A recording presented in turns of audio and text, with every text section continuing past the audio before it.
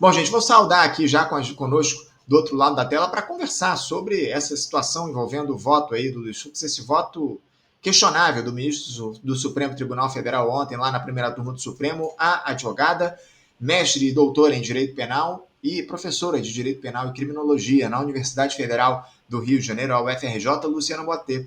Professora Luciana Boatê, bom dia. Bom dia, tudo bem, Anderson? Prazer estar aqui com vocês, né? Nessa manhã que foi nossa manhã que estava toda organizada e que foi bagunçada pelo voto do ministro Fux. Fux bagunçou ontem o nosso dia, né, Luciana? Quero agradecer muito. Só explicar aqui para os nossos espectadores, a gente ia, como a transmissão do programa ia começar às 8, teríamos uma sessão do STF às 9, a gente faria no intervalo ali na hora do almoço, entre as duas sessões, um bate-papo, um diálogo, como a gente tem feito aqui ao longo dos outros dias, com a Luciana Boatê e também com o Luiz Carlos de Oliveira e Silva. Mas por conta do fato do ministro Cristiano Zanin ter cancelado a sessão da manhã, a gente teve que reorganizar aqui o nosso programa e a Luciana conseguiu adiantar um pouco o nosso papo. Vamos bater rapidamente aqui, fazer um diálogo com ela, porque ela tem outros compromissos ainda pela manhã. E eu queria, Luciana, já ir direto ao assunto, falar com você, tratar com você desse voto do Luiz Fux ontem, um voto polêmico, questionável, lá na primeira turma do Supremo Tribunal Federal. Como é que você analisou essa participação, esse voto do Fux, absolvendo Jair Bolsonaro e outros 6 réus nessa trama golpista, Luciana? Tá fechado seu microfone. Desde o início do voto, ele foi tumultuado, né? A gente já sentiu, assim, esse problema, né? Foi um voto extremamente problemático. Eu achei um voto, do ponto de vista técnico, jurídico, bastante raso. Ele inicia fazendo muitas citações de autores, que, como eu até fiz um tweet, autores que ele nunca deve ter lido na vida. Então, ele começa o voto dele nas preliminares, por exemplo, citando autores garantistas, autores que dizem coisas contrárias ao que normalmente ele escreve. Então, a primeira perplexidade do voto do Fux foi essa mudança de linha, né? O Fux sempre foi extremamente punitivista, ele é o ministro que menos concede habeas corpus, eu acho que ele nunca concedeu, nunca anulou nenhum processo. Que eu me lembro também daqueles 1% de habeas corpus que ele concedeu, ele nunca absolveu nenhum réu, assim como ele é um juiz civilista, ele não é um juiz que, originalmente, né? Eu sei que eu vejo pelos comentários de alguns direitistas nas minhas páginas, o Fux está sendo vendido como o único juiz togado de verdade, ou o único juiz de carreira, mas, na verdade, a carreira do Fux sempre foi no cível, né? E as pesquisas e os trabalhos dele sempre foram sobre aspectos civilistas. Você tem uma ideia, a tese de doutorado dele é sobre contrato de aluguel. Então, ele é um juiz que não tem experiência em direito penal. Mas, quando ele vai para o Supremo, né, ele tem que julgar todos os casos. E a gente vê claramente um desconhecimento do direito penal. Então, claro, um assessor deve ter feito o voto dele. Mas o que a gente percebe é que há assim, quase que uma manipulação de autores, né, para chegar e ele estava buscando, na verdade, motivos para absolver, para anular, e um voto muito perigoso, Anderson, porque eu acho que ele enfraquece o STF e enfraquece o relator e a democracia, porque não foi um voto bem fundamentado. A gente não pode dizer assim, não, o Fux efetivamente discorda. Não, ele foi para um tudo ou nada. E um voto, para mim, que certamente ele quer aí ser beneficiado. Aí tem aquele Duval que está dizendo que foi ameaçado pelo Trump. Enfim, mas um voto que trouxe muita perplexidade. Muita perplexidade, viu, Luciano? Eu quero daqui a pouquinho abordar alguns pontos desse voto Fux, aquela abertura longa que ele fez falando sobre democracia. Você citou os autores ali, que ele nunca deve ter lido. Eu concordo com você, acho pouquíssimo provável que ele tenha lido aqueles autores que ele citou. Enfim, um negócio incompreensível. Mas eu queria primeiro, Luciana, que você falasse um pouco a respeito das motivações. O que você avaliou como motivação do ministro da Suprema Corte para dar esse voto muito questionado, que está sendo repercutido no mundo inteiro, inclusive, mas que vai ao encontro aí dos interesses da extrema-direita, do bolsonarismo, inclusive do Donald Trump, enfim. qual foi, na tua análise, qual é a motivação que levou o Fux a fazer aquele voto polêmico, absolvendo o Bolsonaro, os demais réus? É curioso que eu até citei isso aqui na edição de ontem, durante a transmissão, que o Fux absolveu o líder da organização criminosa e condenou o delator. Negócio inacreditável. Qual foi a motivação dele na tua análise, Luciano?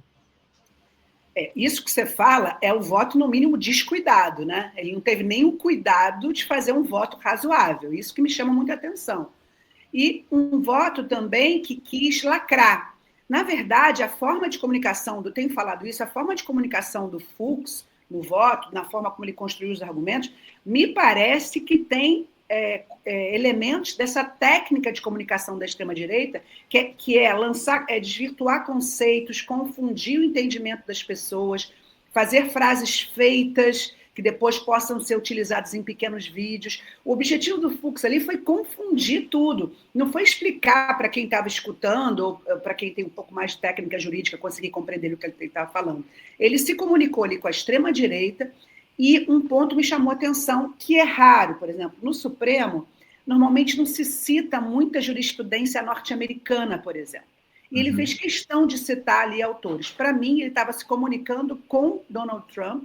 Eu diria que foi um voto imperialista, porque ele está ali abrindo, né, um flanco muito grande para depois isso ser usado, inclusive contra o Brasil, contra a nossa democracia. Então, foi um voto, quando a gente diz descuidado no sentido democrático, descuidado no sentido da técnica jurídica, mas ele foi um voto muito bem elaborado para quem ele queria comunicar, né? com a extrema-direita, para facilitar ali toda a situação do próprio Trump, porque se o Trump já fez o que fez, sem ter ninguém para dizer que tivesse feito uma análise que concordasse com ele, nós temos agora o Fux como, vamos dizer, o doutrinador do Trump, inclusive citando autores norte-americanos. Para mim, esse voto do Fux foi elaborado num contexto de se curvar os Estados Unidos e de atiçar essa base da extrema-direita. É isso. Acima de tudo, a impressão que dá é justamente essa. Aliás, Luciano, eu estou com o voto do Fux aqui na íntegra. Eu vou tentar colocar aqui na tela. Óbvio que a gente não vai... Manda também, que eu ainda nem li todo. Eu quero ver. E nem vai conseguir, viu, Luciana? Porque o voto tem 429 páginas. Está aí na tela, o PDF do voto do Luiz Fux, de 429 páginas. Eu, obviamente, que não vou ler o voto dele, mas um negócio inacreditável, mais de 13 horas de sessão no dia de ontem para ele ler esse voto. Eu, sinceramente, não sei nem se ele conseguiu ler as 423 páginas desse voto do Fux. Eu não sei se ele conseguiu ler todas essas páginas, enfim, mas eu vou até te mandar depois. O GPT deve ter ajudado. Né? Certamente, não tenha dúvida. Eu não vou ler o voto na íntegra, Luciana, eu vou te mandar o arquivo daqui a pouquinho, inclusive, quando você terminar aqui o programa, mas eu queria destacar alguns dos trechos aí do voto do ministro do Supremo que me chamaram muito a atenção no dia de ontem, lá na primeira turma do Supremo. Eu vou até pegar aqui, eu separei alguns dos trechos desse voto do ministro Luiz Fux, estou pegando aqui para a gente acompanhar. Ele começou, como eu citei aqui, citando ali os autores, fazendo uma digressão a respeito da democracia. Zaffaroni. Citou rankings que metem a qualidade das democracias também, enfim, um negócio... Aí depois, o Luciano me chamou a atenção que ele defendeu os ataques do Jair Bolsonaro às instituições. Ele começa dizendo o seguinte, abre aspas, diferentemente de nós juízes, que devemos nos abster de declarações públicas frequentes, notadamente de cunho político, tendo em vista o nosso dever constitucional de preservar independência e parcialidade das instituições. Os agentes públicos eleitos devem, por natureza, engajar-se no debate público. Esse debate, essencial para a democracia, ocorre muitas vezes por discursos inflamados. Fecha aspas, a fala do Luiz Fux. Você concorda com essa fala dele, de que o administrador público, o político, ele pode falar o que ele quiser, muitas vezes com falas inflamadas? Eu, sinceramente, não vejo dessa forma, mas, enfim, eu queria te ouvir sobre isso. Veja, ele está aí também já... Nada do que ele escreve é por acaso, né? Enfim, na minha perspectiva, quando ele fala isso, ele está querendo fazer... já tentando introduzir um conceito que ele depois vai colocar, que é um conceito norte-americano de liberdade de expressão. Porque Uhum. quando ele diz um político pode, e faz parte desse papel, ele está dizendo assim, o político pode tudo. Né? Isso também vem sendo utilizado na política por deputados da extrema-direita, do PL em especial, e do Bananinha, como um exemplo, que é a ideia de que você pode falar qualquer coisa, ainda mais se você é parlamentar, inclusive que você pode pedir o fim da democracia, né? Ou atacar as instituições de uma forma dentro de um direito individual. Então, quando ele fala isso, ele está, na verdade, já absolvendo Bolsonaro. Sim, não só Bolsonaro, ele está dizendo isso é autorizado pelo direito. É uma perspectiva liberal também da liberdade de expressão, como se a liberdade de expressão pudesse justificar qualquer coisa. E essa linha é uma linha típica da interpretação do direito norte-americano também, que tem um conceito um pouco mais amplo de liberdade de expressão, que é diferente, por exemplo, de uma linha de um constitucionalismo europeu, que vai ter uma teoria que vai, por assim dizer, de limitar a liberdade de expressão dentro de padrões que vão incluir, que é a nossa linha aqui no Brasil também, dizendo, olha, a liberdade de expressão é garantida pela Constituição, mas a liberdade de expressão tem limite, tem um limite da verdade, tem um limite de outros direitos que podem ser violados, você não pode xingar, você não pode ameaçar pessoas, você não pode fazer ataques à democracia, então, que é o crime contra a ordem democrática também envolve isso. Então, nesse sentido, para mim, ele já está passando pano. Foram várias passações de pano, e essa é uma delas. Então, mas o tom dele também, Anderson, você deve ter percebido, o tom dele é um tom de professor também, de dizer para os outros ministros o que deveria ser feito. Então, é estranho, porque ao mesmo tempo que ele sabe que ele vai ser vencido e que ele não vai conseguir mais nenhum voto, ele dá um tom professoral, porque ele não está falando com os ministros supremos, ele não está falando aquelas pessoas que de boa fé possam estar, estudantes de direito, por exemplo, que possam estar assistindo o julgamento. Na verdade, ele está se comunicando aí com a extrema-direita e com o Bolsonaro. Para mim, Fux aí se alia, né, ao pensamento político de Bolsonaro, se posiciona, né, dentro desse campo da extrema-direita, e não me pareceu uma pessoa com medo de perder o visto para a Disney, mas sim alguém que está se colocando basicamente de forma orgânica dentro de uma linha política da extrema-direita e aliada, né, aos interesses norte-americanos que hoje ameaçam diretamente o Brasil. Né? Nós ultrapassamos uma perspectiva de uma questão ideológica, nós estamos vendo assim, como a geopolítica hoje está colocada, né, e como o Bolsonaro... E, na verdade, eu acho também importante dizer uma coisa. Muita gente, às vezes fala, quando comenta essa relação do Brasil com os Estados Unidos, no sentido de que Bolsonaro teria... Tem gente que tem essa avaliação, Bananinha, muito próximo. Na verdade, são os interesses... O Bananinha está sendo instrumentalizado, e Bolsonaro também, né? O Trump é muito mais inteligente do que essa turma toda e está instrumentalizando isso por interesses econômicos, né, norte-americanos, e políticos também, mas, acima de tudo, econômicos. A gente tem falado muito sobre isso aqui, né? Essa instrumentalização que tem sido feita pelo Donald Trump, ele é muito esperto, ele não é bobo, ele obviamente que utiliza-se aí da extrema-direita para alcançar os seus interesses econômicos aqui, de olho nas nossas terras raras, enfim, a gente tem citado muito isso aqui no programa.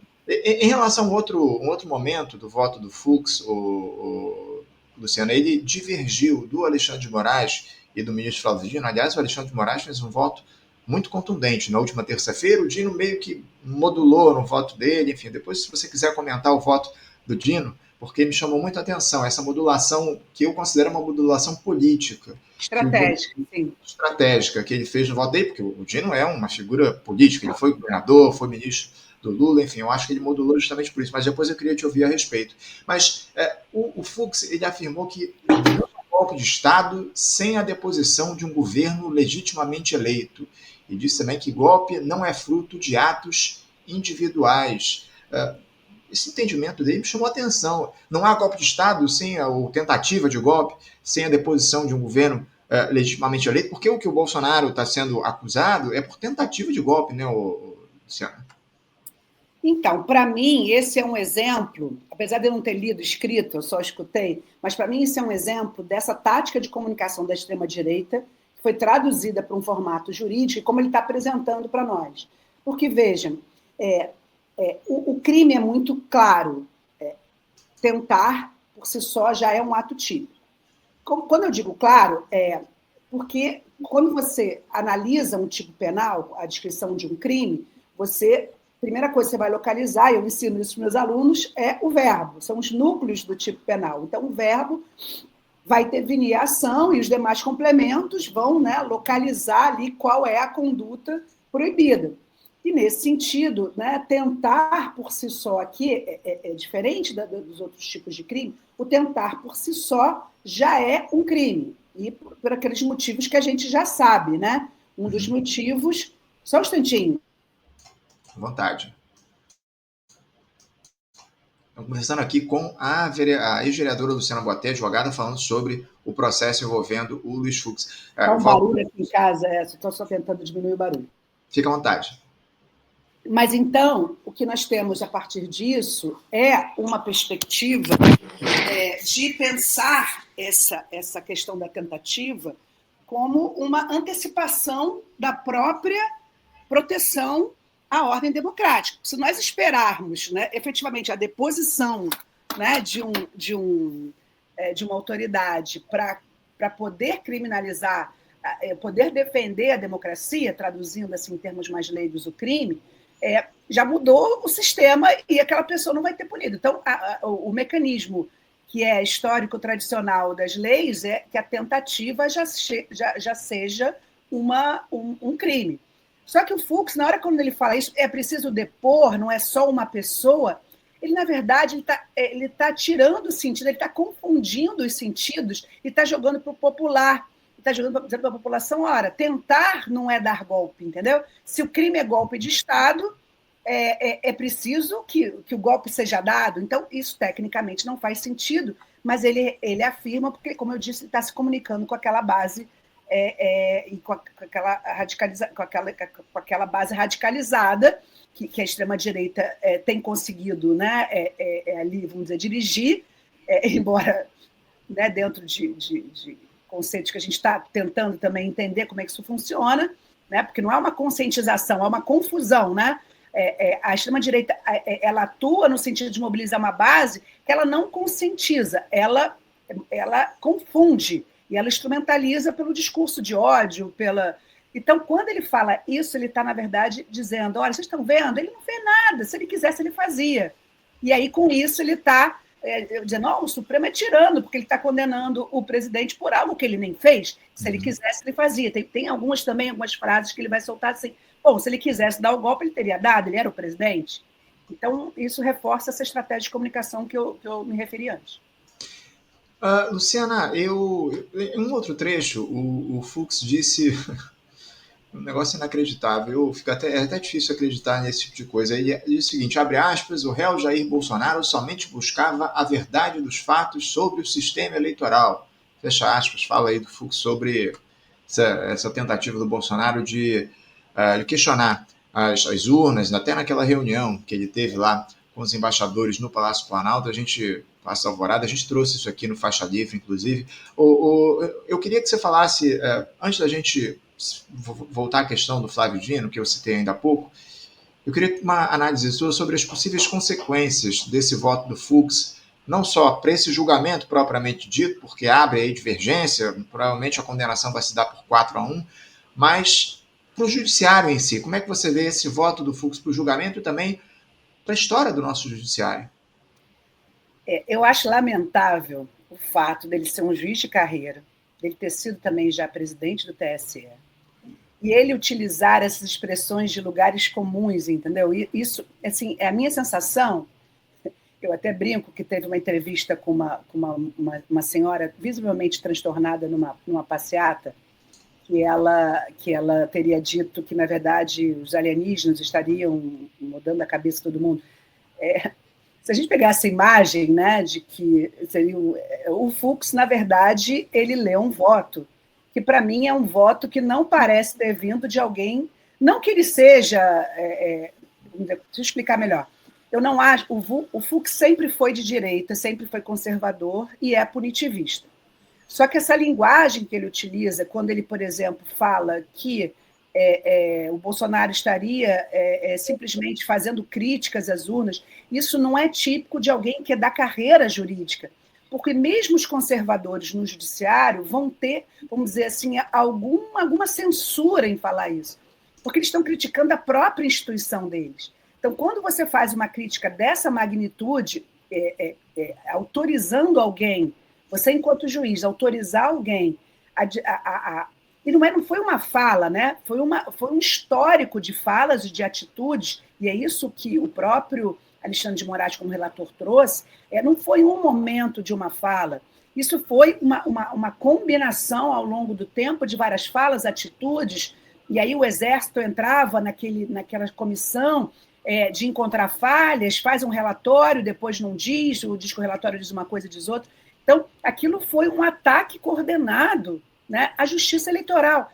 E um ataque também que não se fundamenta, salvo engano, o Alexandre de Moraes também falou isso, ele foi eleito por esse sistema e a sua família. Nós temos hoje um parlamento que é de maioria, né, vamos dizer, de um centro-direita, a esquerda é uma minoria, e o próprio PT não tem essa força toda no parlamento hoje. Então, eles criaram essa ilusão de questionar o sistema, supostamente que o sistema os prejudicaria, mas não faz o menor sentido, porque se fosse para alterar um sistema, então vamos alterar direito. Mas não, seria só no primeiro, em relação à eleição majoritária, e ao traduzir isso para o jurídico e autorizar o Bolsonaro a falar isso, na verdade, o Fux está se somando a essa crítica, o que é absolutamente contraditório com a figura de alguém que está no judiciário. Em resumo, ele podia ter dado esse voto favorável ao Bolsonaro, mas poderia ter tido mais cuidado, e ele não teve esse cuidado. Ele foi para o enfrentamento, ele foi para um voto incendiário, e nem os advogados de defesa estavam esperando isso. É isso, nem a defesa do Bolsonaro e desses golpistas se surpreendeu com o voto do Luiz Fux. Luciana, duas questões aqui para a gente encerrar o nosso papo, preciso te liberar que você tem compromissos aí. Primeiro, análise tua a respeito do voto do Flávio Dino, esse voto modulado que eu citei dado pelo ministro na terça-feira, depois do voto do relator contundente do Alexandre de Moraes. Como é que você classifica e avalia esse voto do ministro? Eu achei um voto inteligente e estratégico, né? Porque quando ele modula, e na perspectiva, você tem fundamento jurídico para isso, chama-se participação de menor importância, isso dá direito a uma redução de pena, ele justifica porque, de fato, se a gente for lembrar da história do general Heleno, por exemplo, que foi colocada ali, o advogado puxou um pouquinho para o lado, né, para sentirmos pena, não que eu tenha sentido, mas houve essa intenção, e ele fala do afastamento do general Heleno daquele núcleo duro do poder, e, de fato, isso parece ter acontecido. Da mesma forma, Ramagem também, que logo depois, né, se elege, e tem um outro general, Paulo Sérgio, se eu não me engano. Então, quando o Dino faz isso, ele está, de alguma forma, respondendo às críticas, né, e dizendo que o Dino, o Dino está dizendo que o Alexandre de Moraes talvez pudesse dar uma modulada nas penas, e com isso ele está, vamos dizer, fazendo alguma mediação no sentido político. Então, foi uma estratégia política. O Alexandre de Moraes está muito firme no seu punitivismo. Aliás, Alexandre de Moraes é muito coerente, né? Ele sempre foi um ministro punitivista. Ele não está sendo punitivo agora só com o Bolsonaro, ele é punitivo a vida toda, né? É diferente do Fux, que agora virou garantista e sempre foi punitivista. Então, a minha expectativa, inclusive, quando o Dino faz isso, é tentar convencer o Alexandre de Moraes a aderir ao voto dele. Então, a minha expectativa é que pode ser que, se os outros concordarem com o Dino, o Alexandre de Moraes também, um pouco para fechar uma maioria, e isso costuma acontecer nos votos de tribunais. Eu acho uma boa estratégia diferenciar o joio do trigo. Essa lógica punitivista também de tratar todos da mesma forma, para mim, além da comunicação política não ser tão boa, no sentido que as pessoas começam a sentir pena e começam a achar que todo mundo está sendo alvo, né, de uma punição muito severa, é interessante quando a gente fala de outros crimes, a população não fala a mesma coisa. Mas é a mídia também que provoca, né, esse sentimento. Mas a gente pode olhar para esse fato e imaginar que talvez haja uma possibilidade do Alexandre de Moraes fechar junto e a resposta coletiva, colegiada do Supremo, seja alguma modulação das penas, o que é algo, do ponto de vista técnico-jurídico, se fundamenta. Entendo. Para a gente fechar aqui, Luciana, eu queria colocar um vídeo que foi trazido aqui ontem pelo Marcos Duval, senador, enfim, uma figura deplorável. Eu te confesso que eu não assisti o vídeo, tá, Luciano? Eu estava afundado aqui na transmissão e não consegui assistir esse vídeo, mas eu vou colocar aqui na tela para todo mundo assistir, eu pela primeira vez. Vamos ver um vídeo que repercutiu muito. Deixa eu dar o play aqui desse vídeo para a gente ouvir a fala. Bolsonaro que não entrou na lista, gente, são coisas óbvias. Óbvias.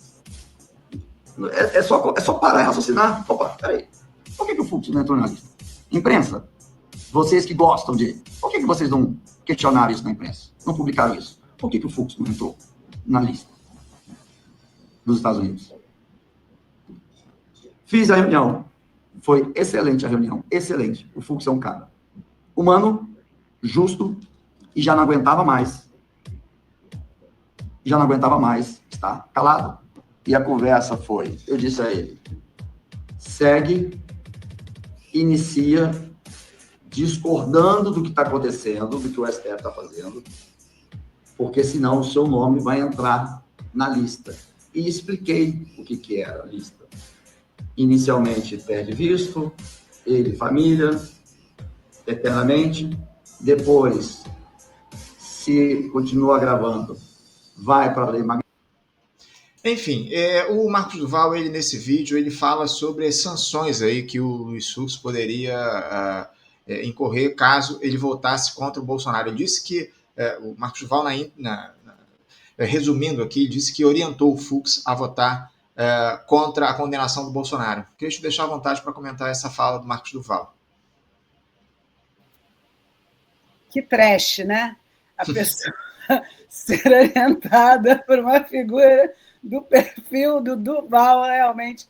Mas isso, para mim, se alinha também a essa gramática, por assim dizer, da extrema-direita, que isso eu percebo muito no Bananinha também. A política deles é dizer que fez. Ou seja, a gente não sabe efetivamente como é que foi essa conversa, mas a extrema-direita gosta de dizer que influenciou. Isso só depois contra o próprio Fux, né? Porque a gente também não sabe o que eles conversaram, e o outro gravou um vídeo dizendo que foi ele que transmitiu a ameaça do Trump e que deu a dica para o Fux o que ele devia fazer, né? É bem terrível isso.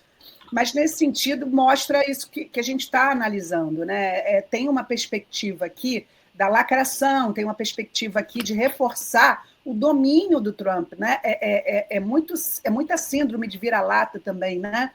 Então, essa adesão aos Estados Unidos, aquela bandeira norte-americana, isso faz parte desse processo que a gente está vendo, né, de desvirtuamento aí das próprias noções, né, do lugar de cada um. Né? A gente está vendo uma tática muito baixa e rala. Agora, se o Fux está se sentindo ameaçado pelo Trump, eu não sei. Mas que Fux está localizado num campo político hoje, de forma muito estabelecida, isso está. E, para mim, isso marca também, de alguma forma, uma saída de uma posição de isentão, que até então os ministros, sem ser o relator, estavam se colocando, e com isso o Fux ganha uma visibilidade, ele passa a ser opositor de Alexandre de Moraes, da narrativa da extrema-direita. Eles estão colocando agora o Fux nesse patamar, né, do grande magistrado, da grande representante da toga, do juiz de carreira. Eu tenho percebido alguns comentários na minha rede, deve estar circulando nos grupos de zap da extrema-direita, esse louvor, né, ao Fux. Agora, para mim, isso também localiza o Fux dentro de uma perspectiva hoje de maior proximidade com esse centro-direita e extrema-direita, para, eventualmente, ele quer impactar a política, em especial as eleições dos próximos anos, e, na minha avaliação, é importante a gente dizer, pode ser que o Fux tenha interesse, por exemplo, de ser o grande ministro que vai orientar o próximo governo a indicar os próximos ministros, tanto da Suprema Corte como das Cortes Superiores. Então, nós sabemos que há essa disputa, né, dentro do Poder Judiciário pelas influências nas nomeações. E, com isso, com esse serviço prestado, o Fux hoje se gabarita para ser essa figura aí de um governo de direita, caso a direita seja eleita. O que, para nós da esquerda, aumenta a nossa responsabilidade diante do papel da Suprema Corte hoje no jogo político brasileiro, nesse sentido de que o próximo presidente também vai indicar muitos ministros para a Suprema Corte. Então, essa disputa que vai ser dada em 2026 se torna ainda uma disputa mais necessária para que tenhamos uma condição aí de, vamos dizer, a nossa democracia ela ainda é cambaleante, a gente não tem uma democracia completa, mas a gente tem umas estruturas, e hoje o Supremo Tribunal Federal ele tem um papel muito importante nas disputas, né, políticas e também na consciência das pessoas. Eu acho que a gente tem aí uma responsabilidade agora também de tentar neutralizar, né, essa figura que o Fux, né, intencionalmente, ele já tinha, ele estava se colocando ali, mas agora ele se consolida dentro desse campo. Não acho que ele venha candidato, tá? Muita gente está me mandando mensagem, o perfil dele não é esse. Ele não precisa ir para a política concorrer a uma eleição. Ele já tem um cargo vitalício até 75 anos, e quando ele se aposentar, ele vai abrir o escritório, vai entrar no escritório dos filhos, e esse capital político dele vai ser muito importante. Se um governo próximo a ele ganhar em 2026, ele vai ter ganhos também em relação a essa influência. Pouca gente fala disso, mas a gente precisa falar. Tem todo um jogo de influência. E o Fux está ali localizado hoje. Mas, Anderson, é lamentável esse voto do Fux, sabe? É um voto tecnicamente pobre, raso, e fora que a ironia maior, né, mas para a gente isso é muito compreensível, é que no mesmo dia que ele dá esse voto, ele mantém uma condenação de uma pessoa por um furto de um biscoito no valor de 16, não, desodorante, 3 desodorantes no valor de R$16. Esse é o verdadeiro Fux. O Fux que votou ali, que vocês assistiram, é esse personagem construído para se lançar como o grande aliado jurídico de Jair Bolsonaro e da extrema.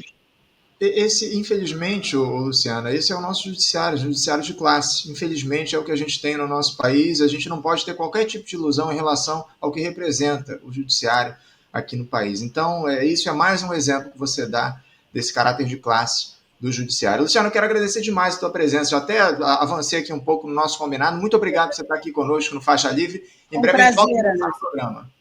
Obrigada. Bom dia. Obrigado, um abraço. Você também. Tchau, tchau. Conversamos aqui com Luciana Bottê. Luciana Bottê, que é advogada, mestre e doutora em Direito Penal e professora de Direito Penal e Criminologia na Universidade Federal do Rio de Janeiro, a UFRJ,